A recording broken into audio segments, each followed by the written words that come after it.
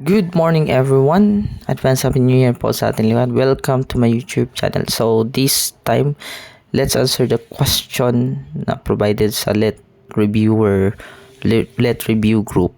Now, ang tanong niya, hello, ask ko lang po if pag retaker hindi na po ba need magpunta sa PRC para magpasa ng documents o mismong liris na lang po or magpunta po talaga. So yun ang sasagutin natin for today's video.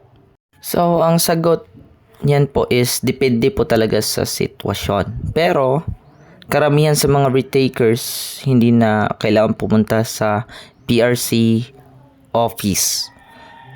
So no need na po siya pumunta sa PRC office kasi pareho lang naman yung exam at complete na po yung details record nyo sa PRC noong first take nyo. That is why pwede na po kayong hindi pupunta sa PRC office.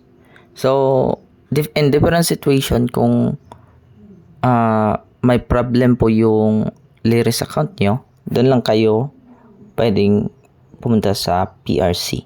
So, for example po, problem sa PRC ay sa liris account na kailangan pumunta sa PRC is magpalit ng birth date yon, or may mali sa middle name or middle initial or may error po sa pag-type nyo sa apelyido.